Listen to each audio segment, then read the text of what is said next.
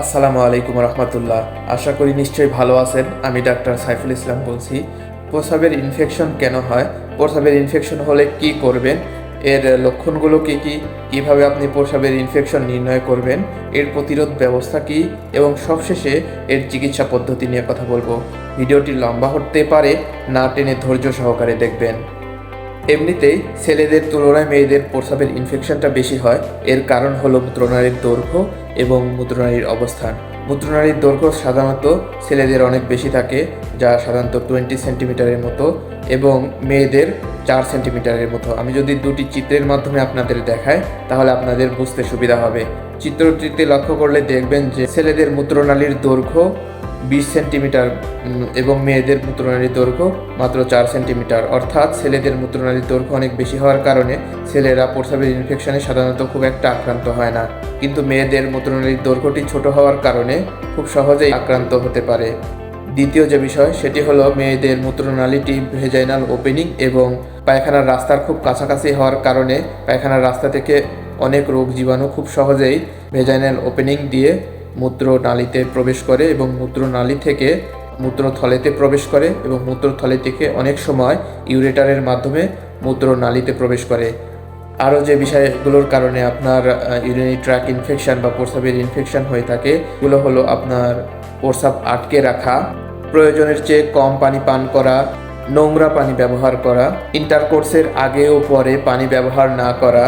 আপনার যদি কোনো কারণে কিডনিতে পাথর হয়ে থাকে সেক্ষেত্রে আপনার প্রস্রাবের ইনফেকশন হতে পারে।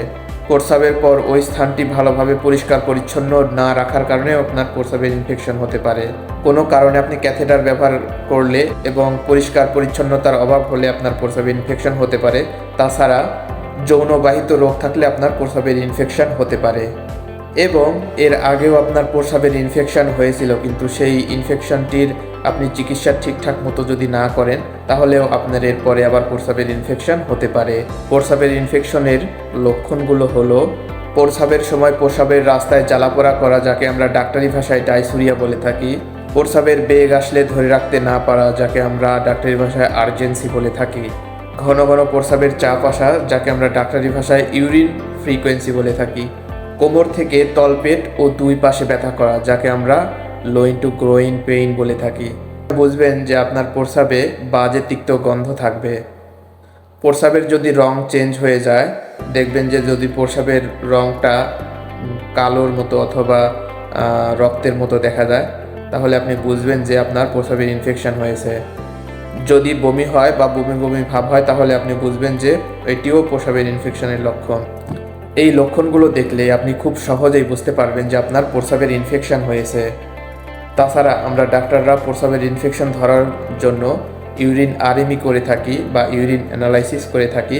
এখানে যদি পাস সেল এপিথেলিয়াল সেল যদি নর্মাল রেঞ্জের তুলনায় অনেক বেশি থাকে তাহলে আমরা ধরে নেই যে আপনার প্রস্রাবে ইনফেকশন হয়েছে। এবং এর সাথে আমরা আরেকটি জিনিস লক্ষ্য করি, সেটি হলো ইএসআর অনেক হাই হয়ে যাবে। প্রস্রাবের ইনফেকশন হলে মূলত যদি আমরা ব্লাড টেস্ট করি তাহলে দেখব যে ব্লাড টেস্টে ইএসআর অনেক বেশি দেখাবে। প্রস্রাবের ইনফেকশনের প্রতিরোধ ব্যবস্থা আপনি কিভাবে গড়ে তুলবেন? প্রয়োজনের তুলনায় কম পানি পান করবেন না, অর্থাৎ আপনি প্রতিদিন প্রায় 8 গ্লাসের উপরে পানি পান করবেন। খুবই পরিষ্কার পরিচ্ছন্নতা বজায় রাখবেন। অপ্রয়োজনে প্রস্রাব আটকে রাখবেন না। ইন্টারকোর্সের আগে ও পরে পানি ব্যবহার করবেন। প্রস্রাব করলে সাথে সাথে ওই স্থানটি ভালোভাবে পরিষ্কার পরিচ্ছন্ন রাখবেন। আর কখনোই নোংরা পানি ব্যবহার করবেন না।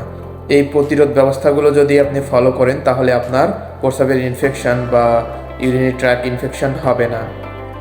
এখন আমি প্রস্রাবের ইনফেকশনের চিকিৎসা পদ্ধতি নিয়ে কথা বলবো। প্রস্রাবের ইনফেকশন হলে আমরা সাধারণত অ্যান্টিবায়োটিক ব্যবহার করে থাকি। কী কী অ্যান্টিবায়োটিক ব্যবহার করে থাকি? আমরা যারা বাংলাদেশে বসবাস করি তারা সাধারণত নিনটয়েন এসআর 100 mg এটি 7 থেকে 10 দিন ব্যবহার করি। সকালে একটি এবং রাত্রে একটি খেতে হবে। এর গ্রুপটি হলো নাইট্রোফিউরানট্রয়েন। যদি বিদেশি কোনো দর্শক থাকেন তাহলে নাইট্রোফিউরানট্রয়েন এই ওষুধটি 100 mg সকালে একটা এবং রাত্রে একটা 7 থেকে 10 দিন খাবেন, তাহলে আপনার প্রস্রাবের ইনফেকশনটি ঠিক হয়ে যাবে। অথবা আপনি সিফ্রক্সিম গ্রুপের ওষুধ খেতে পারেন, এটি সকালে একটি এবং রাত্রে একটি 7 দিন খাবেন। অথবা আপনি সিপ্রোফ্লক্সাসিন খেতে পারেন, বাংলাদেশে সাধারণত সিপ্রোসিন 500 mg দিয়ে থাকি আমরা। এটি 7 দিন খাবেন, সকালে একটি এবং রাত্রে একটি। আপনার যদি তল পেটে ব্যথা থাকে তাহলে ভাইসেট অথবা অ্যালজিন 50 mg, এটি 7 দিন খেতে হবে, সকালে একটা এবং রাত্রে একটা। এবং এর সাথে আপনি আরেকটি ট্যাবলেট খেতে পারেন, ফ্লুকোনাজল 50 mg, এটি হলো সকালে একটা এবং রাত্রে একটা। এর সাথে আপনার যদি প্রস্রাবের জ্বালা পোড়া থাকে তাহলে ইউরিক্যাল সিরাপ খেতে পারেন। ইউরিক্যাল সিরাপ 1 চামচ করে সকালে এবং রাত্রে খাবেন। কোনো মহিলা যদি প্রেগনেন্ট অবস্থায় প্রস্রাবের ইনফেকশনে আক্রান্ত হয়ে থাকেন তাহলে 1 থেকে 26 সপ্তাহ পর্যন্ত যে সময়টা, এই সময়ের ভিতর যদি প্রস্রাবের ইনফেকশন হয় তাহলে আপনি নিনট্রয়েন এসআরটা খাবেন 100 mg। নিনট্রয়েন এসআরটা খাবেন। গর্ভাবস্থাটা এটা যদি 26 সপ্তাহের বেশি হয় তাহলে আপনি সিফ্রক্সিম গ্রুপের ওষুধ খাবেন অথবা অ্যামক্সাসিলিন অথবা নিনট্রয়েন এসআর এটি খাবেন। আর যদি কোনো মহিলা বারবার প্রস্রাবের ইনফেকশন দ্বারা আক্রান্ত হন তাহলে নিনট্রয়েন এসআরটা খাবেন এবং এটি 7 দিন খাওয়ার পরে আপনি নিনট্রয়েন এসআর যে 50 mg আছে এটি শুধু রাত্রে 6 মাস খাবেন। আর এর সাথে ক্র্যান বি 200 mg একটি ঔষধ আছে, এই ক্র্যান বিটা আপনি সকালে একটি এবং রাত্রে একটি 6 মাস খেতে হবে। এই হলো ইউটিআই বা ইউরিনারি ট্র্যাক্ট ইনফেকশনের চিকিৎসা পদ্ধতি। এই ঔষধগুলো অবশ্যই একজন চিকিৎসকের পরামর্শ অনুযায়ী খাবেন, কারণ একজন চিকিৎসকই ভালো বুঝবেন আপনার শারীরিক অবস্থা, আপনার ওজন, আপনার কী অবস্থা সেটি ভালোভাবে বুঝে একজন চিকিৎসক আপনাকে এই ওষুধগুলো দিয়ে থাকবেন। এরপরেও যদি আপনাদের কোনো কিছু জানার থাকে অবশ্যই কমেন্ট বক্সে কমেন্টস করে জানাবেন, তাহলে আমি আপনাদের কমেন্টসের উত্তর দিয়ে আপনাদের পাশে থাকার চেষ্টা করব। আর এতক্ষণ ভিডিওটি দেখার জন্য অসংখ্য ধন্যবাদ। আপনি যদি আমার চ্যানেলের নতুন দর্শক হয়ে থাকেন অবশ্যই চ্যানেলটি সাবস্ক্রাইব করতে ভুলবেন না। ধন্যবাদ। আল্লাহ হাফেজ।